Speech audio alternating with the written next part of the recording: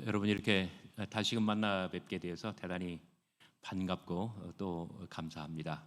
6년 전에 우리 나비섬 교회가 처음 생길 때 제가 여러분들과 함께 2달 동안 예배를 드렸고 또 우리 박대웅 목사님 오셔서 정말 한 가정도 떨구지 않고 잘 하나님의 교회를 세워 나가고 또 이렇게 좀 주의 영광이 가득한 이런 예배를 함께 드리게 되니 더욱더 감격스럽습니다.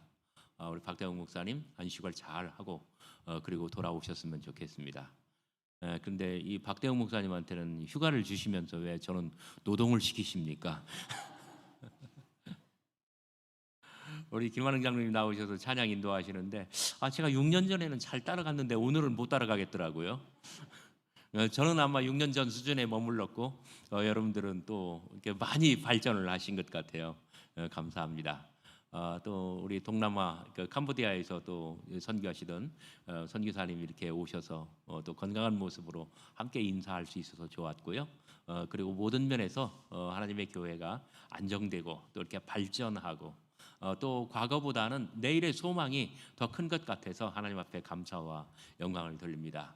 여러분 모두에게 하나님의 큰 평안과 하나님의 귀한 은혜가 충만히 넘쳐나기를 주의 이름으로 축원합니다. 오늘 우리가 함께 읽은 이 말씀은 예수님께서 어부들을 부르시는 이야기입니다. 마가복음 1장 16절부터 20절까지 나와 있는데 마가복음은 마태복음이나 누가복음, 요한복음하고 달리 가장 짧은 복음서예요. 가장 간결합니다. 그래서 정말 어떤 뭐 군더더기처럼 보일 수 있는 그런 것들이 없이 그냥 진도가 퍽퍽퍽퍽 나가는 아주 그 스피디하고 아주 그 진행감이 있는 그러한 복음서로 유명합니다. 신구약 성경 66권 가운데 가장 문학성이 높고 그리고 짧지만 더욱더 심오한 그러한 복음서로 알려져 있습니다. 마가복음에는 예수님의 탄생 기사가 없습니다. 예수님께서 세례 받으시고 시험 당하신 후에 곧바로 공생애가 시작됩니다. 예수님의 공생애는 어부들을 부르는 것으로 시작됩니다. 1장 14절 16절 세례 요한이 잡힌 후에 예수께서 갈릴리에 오셔서 하나님의 복음을 전파하여 가라사대 때가 찼고 하나님의 나라가 가까이 왔으니 회개하고 복음을 믿으라. 이렇게 예수님의 공생애가 시작됩니다. 뭐 이렇게 군더더기가 없어요. 그런데 예수님께서는 어느새 갈릴리 해변으로 다가오십니다. 복음서 다른 곳에는 늘 바닷가라고 번역이 되었습니다. 예수님께서는 갈릴리 바닷가로 오셨습니다. 자, 1장 바로 그 앞 구절이 세례 요한이 잡힌 후에 예수께서 갈릴리에 오셔서 하나님의 복음을 전파하여 가라사대 때가 찼고 하나님의 나라가 가까이 왔으니 회개하고 복음을 믿으라. 여러분 갈릴리 수면은 잔잔합니다. 겉으로 보기에 갈릴리 바닷가는 갈릴리 마을은 평온하고 평화롭습니다. 그러나 때가 찼고 하나님의 나라가 가까이 왔답니다. 하나님의 나라는 변혁입니다. 하나님의 나라는 변화합니다. 예전 것은 예전 것대로 있질 않고 어떻게 변할지 모릅니다. 겉으로는 평온하되 속으로는 위기의 순간입니다. 변하면 무엇이 될지, 변하고 나면 어떻게 바뀌어 있을지, 이것은 모험과도 같습니다. 기독교의 많은 부분이, 기독교 진리의 많은 부분이 그래요. 요한계시록에 보면은 어떤 여인이 막 배가 남산만해요. 앞에는 큰 용이 대기하고 있어요. 아기가 나오면 먹으려고. 이 아기를 낳으면은, 출산을 하면 이게 그리스도가 될지 적그리스도가 될지를 몰라요. 이러한 그 변혁을 기독교 복음은 포함하고 있습니다. 겉은 평온하되 속으로는 긴장과 위기가 가득합니다. 바닷가에 하나님의 나라는 어떻게 올까요? 어부들의 인생에 하나님의 나라는 어떤 폭풍우를 몰고 올까요? 1장 16절 갈릴리 해변으로 지나가시다가 시몬과 그 형제 안드레가 바다에 금을 던지는 것을 보시니 그들은 어부라. 시몬과 안드레는 형제입니다. 형과 동생입니다. 그런데 그들은 어부라고 합니다. 그들이 바다에 금을 던지는 것을 보셨다고 합니다. 그런데 여기 바다에 충분한 번역이 아니에요. 바다 안에서 우리 김명찬 장로님이 헬라어로 막 유창하게 여기다 집어넣으셨어요. 감사합니다. 엔테이 탈라세이 in the sea 바다 안에서입니다. 거기 비하여 19절 예수님께서 야고보와 요한을 만나실 때는 장면이 어떻습니까? 조금 더 가시다가 세베대의 아들 야고보와 그 형제 요한을 보시니 그들도 배에 있어 그물을 깁는데 엔토플로이오 배 안에 있습니다. In the boat. 시몬과 안드레는 in the sea 바다 안에 있습니다. 야고보와 요한은 in the boat 배 안에 있습니다.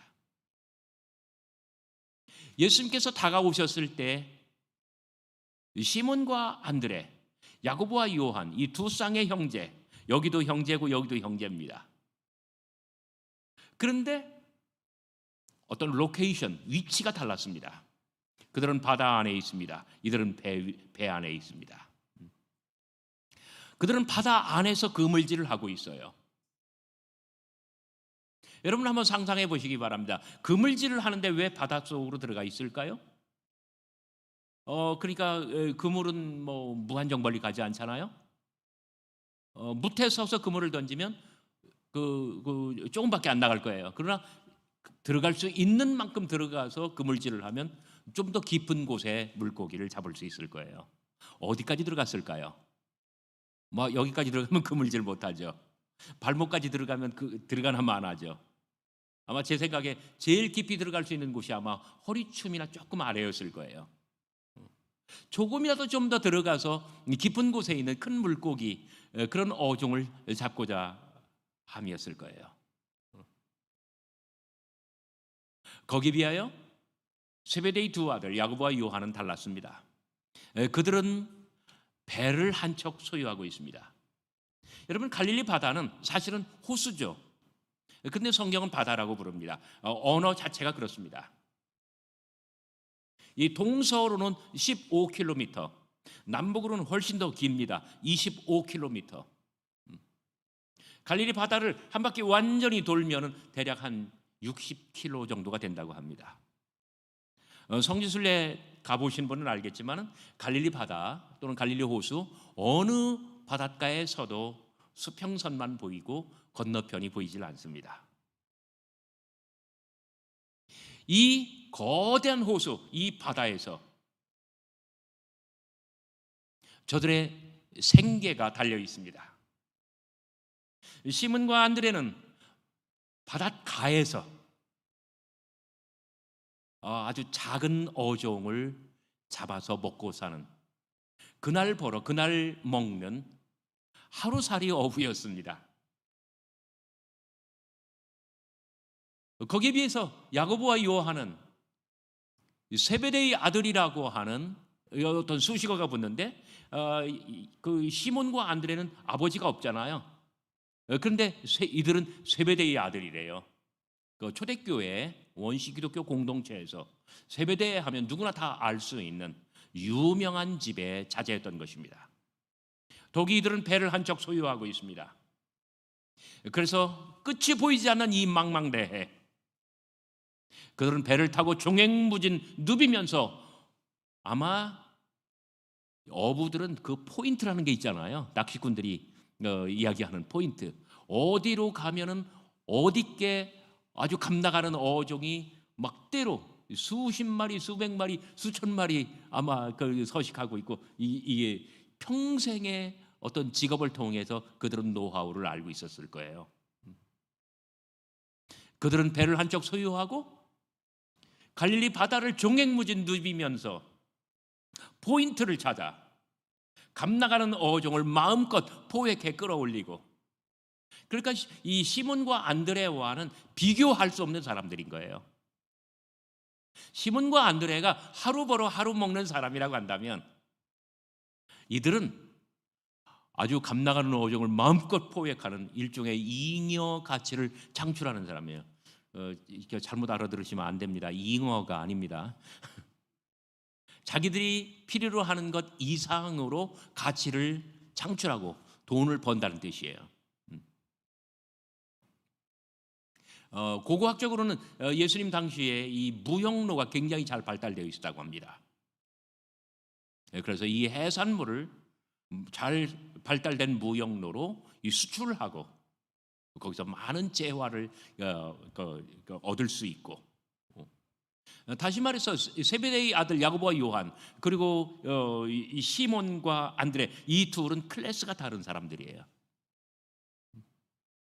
여기에서 어떤 많은 복음의 사연이 발생합니다.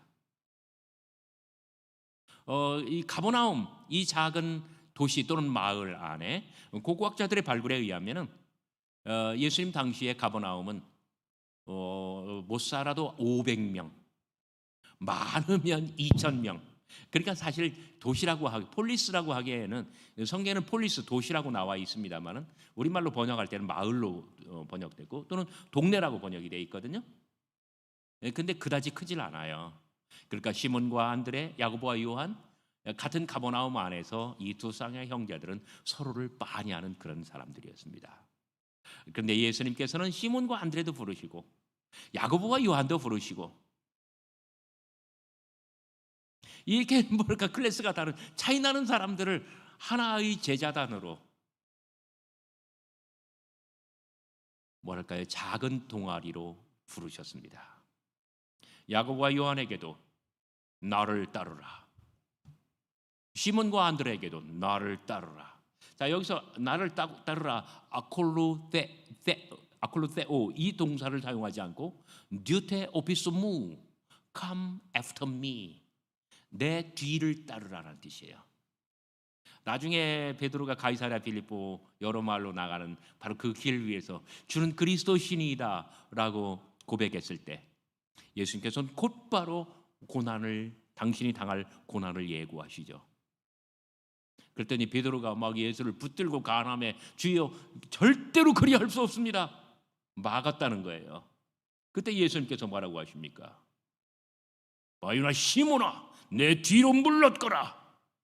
그때 바로 동일하게 오피소무, after me, 내 뒤로 물러가라. 자, 이게 나를 따르라라고 했을 때 come after me, 내 뒤에서 따라오라. 나보다 앞서가지 말라는 이야기예요.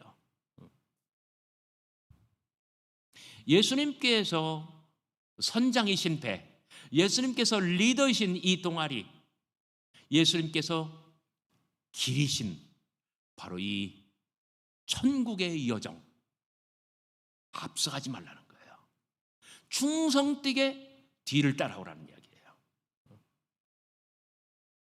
함께 만들어가는 이 공동체, 함께 만들어가는 이 하나님의 나라, 이 천국의 동아리에서는 앞서거니 뒤서거니 할 수 있지만, 그러나 서로가 서로를 의식하면서, 서로가 서로를 존중하면서, 서로가 서로를 배려하면서 그렇게 천국의 아름다운 동아리를 만드는 법입니다. 이것이 예수님께서 정말 부자와 빈자, 잘 나가는 집의 자제들과 그리고 하루 벌어 먹고 살기도 버거운 인생들 다 한자리로 부르신 이유입니다. 세베데의 아들은요, 이 배를 한쪽 소유하고 있거든요. 지금도 어촌에서요, 이 통통배 하나 소유하면 대단한 거예요. 제가 공부 마치고 유학 마치고 돌아왔을 때, 지금부터 뭐 거의 30년 전입니다만은, 그때 배를 한 척 소유하는 사람들은요, 서울의 아파트가 그때 몇 억 안 될 때인데, 배가 한 막 5억 그렇게 된다고 하더라고요. 이거 어마어마한 기회예요. 지금 그 어떤 사건의 현장인 가버나움 근처 탑가라고 하는 곳에서 지금부터 한 40여 년 전에 배가 한 척 발견이 됐습니다.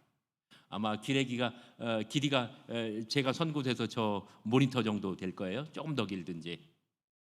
놀라운 점은 이 뻘 속에서 배를 한 척 건져 올렸는데 완벽하게 보존이 됐어요. 그런데 이 못이나 쇠붙이 하나 들어가지 않고 완전히 목재로만 만든 그러한 이 배였어요.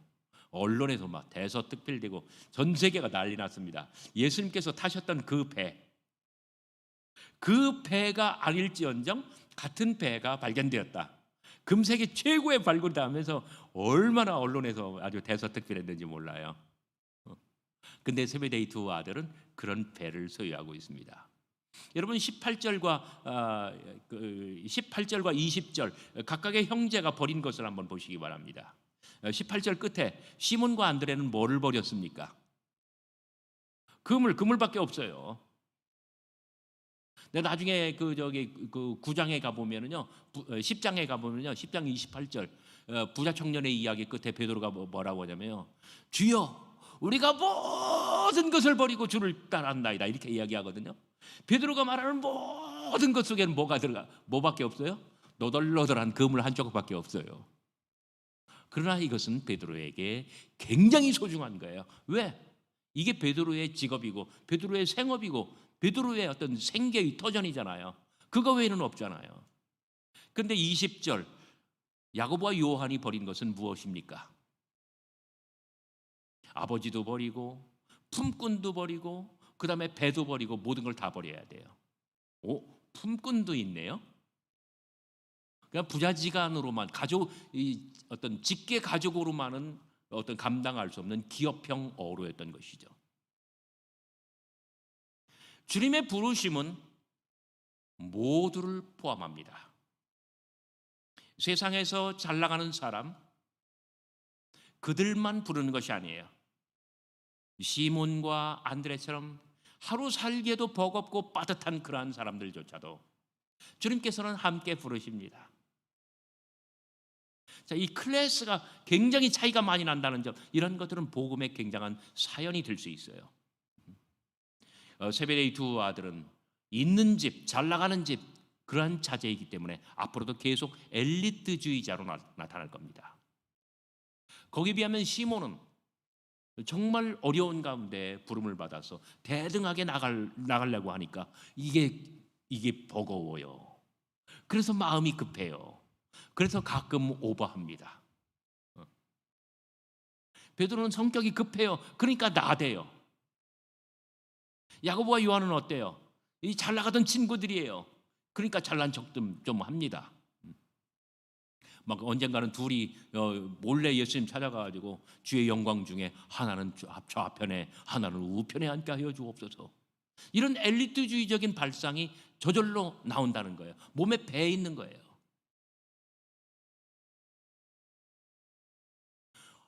전혀 다른 이 어부들이 천국의 동아리를 이루고 함께 생활한다는 것은 어쩌면 어려운 일입니다.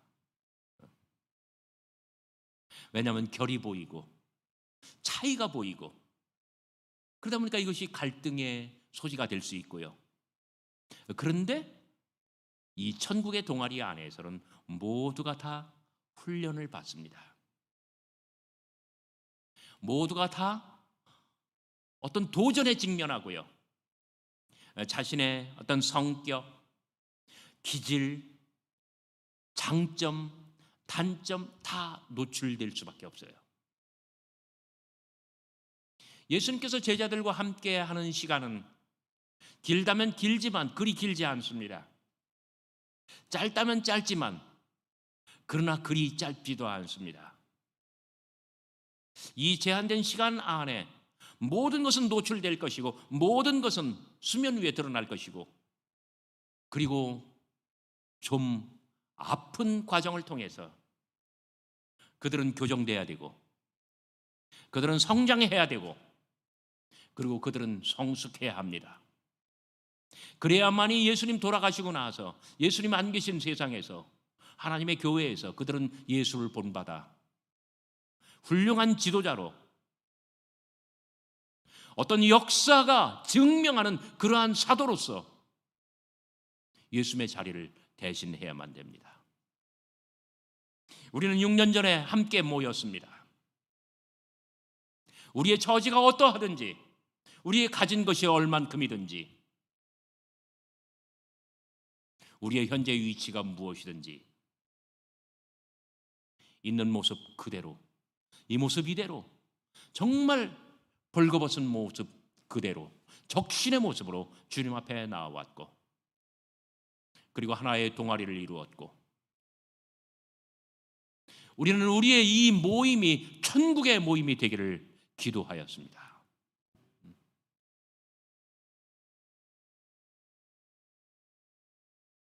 함께 공동생활을 하는 것은 어쩌면 자신의 정체성을 드러내는 것이고, 자신의 장점뿐만 아니라 자신의 단점까지도 노출하는 것입니다. 그런데 저는 이런 생각을 해봤어요. 만약에 동물의 왕국이라고 한다면 개는 어떤 기관이 많이 발달해 있나요? 개는 코지 뭐. 냄새를 잘 맡잖아요. 새는 어떤가요? 새는 눈입니다. 막 독수리 얼마나 빨라요. 작은 참새도요, 굉장히 빠른 속도로 날면서 조그만 곡식 하나를 멀리서 바라봐야 돼요. 그 인간의 육안이 시력이 2.0이면 완전한가요? 새들은 6.0까지 간다고 그래요. 그런데 이제 우리가 초등학교 시험 문제, 줄긋기 문제에서 이 줄을 잘못 그어봐요. 개는 눈, 새는 코. 그러면 이런 동물의 왕국은 장점이 발휘되지 않죠. 독에 여기에 감정을 조금 섞어가지고요, 아, 저 사람은 성격이 개 같아, 이렇게 하면 큰일 나요. 그죠? 저 새는 대가리가 짜고 이렇게 얘기하면 큰일 난단 말이에요. 뭐 새대가리, 뭐 개 같은 성격, 이렇게 하면 큰일 나요. 자, 이것이 바로 뭐냐면 공동체 생활의 어떤 비결이에요. 우리의 공동체를 천국으로 만드느냐, 아니면 우리의 공동체를 지옥으로 만드느냐. 우리가 사람을 있는 그대로 받아주고 받아들이고 인정하는 거예요. 그런데 그런 상태에서 장점을 극대화하는 거예요. 예수님께서 보실 때는 시몬에게는 어떤 점을 봐요? 얘가 좀 나대거든. 그런데 이런 사람은 대개 결단력이 좋고 추진력이 있어. 그러니까 시몬은 시몬대로 시몬의 은사가 발현되고 시몬의 장점이 극대화되도록, 그래서 예수님 돌아가시고 나서 초대교회의 이 역사, 한 지평 위에서 이 시몬이 가장 큰 역할을 할 수 있도록 예수님께서는 그렇게 훈련시키실 거예요. 야고보와 요한은 어떻습니까? 얘네들 좀 있는 집 애들이라고 좀 나대기도 하고 잘난 척하기도 하고 하거든요. 그래서 얘네들은요 정말 귀하게 쓰시는데요, 야고보는 주님 돌아가시고 13년 만에, 43년에 사도행전 12장에 나와 있습니다. 헤롯의 칼에 맞아 순교를 당할 때까지 그런 굉장히 큰 역할을 합니다. 거기서 동생 요한은 또 어떻습니까? 12명 사도들 가운데 가장 장수하며 가장 마지막까지 살며 정말 복음과 역사의 증언자가 되는데, 나중에 반모섬에서 요한계시록을 다 쓰고, 요한복음, 요한 1서, 2서, 3서, 요한계시록까지 다 쓰고 정말 이 사랑의 사도로 자리를 잡게 될 거예요. 이것이 예수님께서 어부들을 불러서 어떤 훈련시키시는 방법입니다. 그 안에 단점도 노출됩니다. 그 안에 어떤 한계도 노출됩니다. 그러나 주님께서는 이 모두를 모아서 천국의 공동체로 만들어 가실 것입니다. 여기 이 사람을 낚는 어부라고 했는데 사람을 낚는 어부는 좋은 번역이 아닙니다. 사람들의 어부, 할레 에이스 안트로폰, 이 사람들의 어부. 왜 이렇게 제가 교정을 하냐면 사람들을 낚다라고 할 때는 이건 개인 낚시가 되거든요. 근데 사람들의 어부 이렇게 할 때는 이건 공동체 그물질이 돼요. 함께하는 그물질. 천국은, 하나님의 나라는 혼자 잘나서 되는 게 아니에요. 여럿이 함께하는 그물질이에요. 나위섬교회가 이렇게 될 줄로 믿습니다. 모든 사람들을 품어 안고 모든 사람을 기다리며 그리고 인물이 될 때까지 하나님의 나라라고 하는 이 공동체의 어떤 뭐랄까요, 이 효과, 공동체의 하나님 나라의 이 어떤 천국으로서의 사랑, 은혜, 축복, 이런 모든 것들이 극대화될 수 있도록, 이것은 어마어마한 하나의 어떤 뭐라 그럴까요, 종합 예술이에요. 우리 박대영 목사님과 우리 장로님들, 모든 성도님들이 지금껏 이렇게 참 잘 해오셨습니다.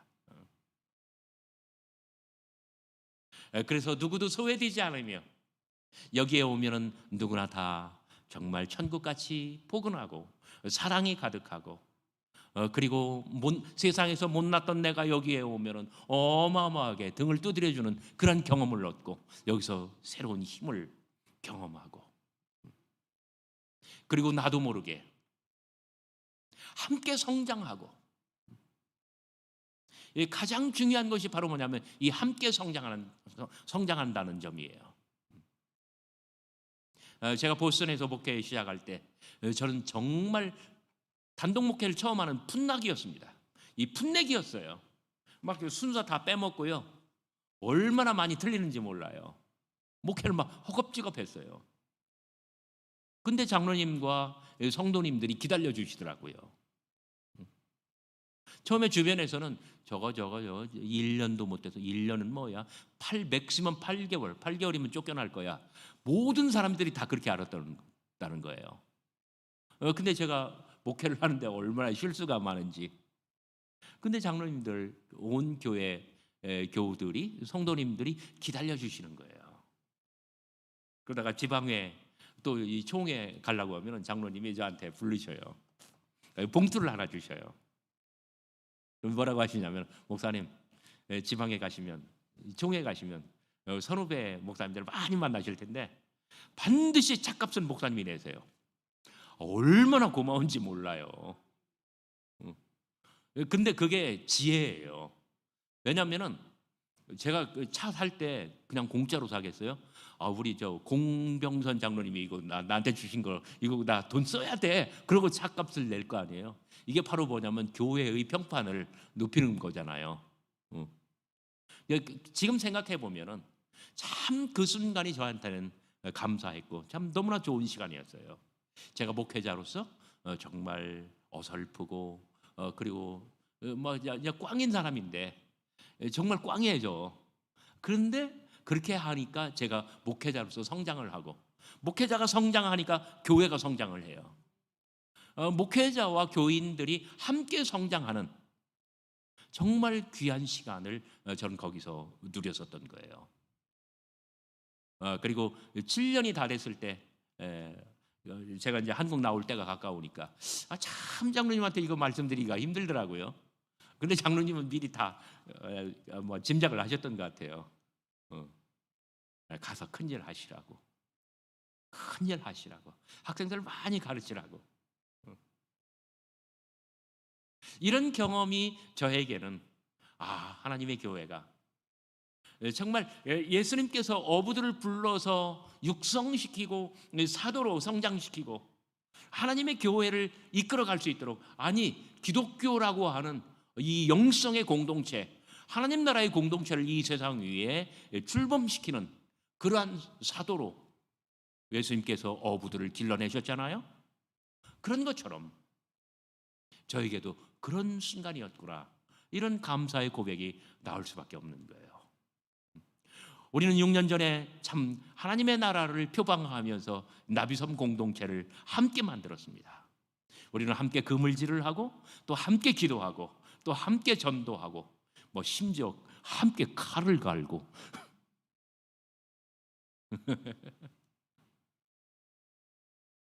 우리 하나님께서 영광 받으실 하나님의 교회, 그리스도의 영광이 가득 빛나는 그러한 교회가 될 줄로 믿습니다.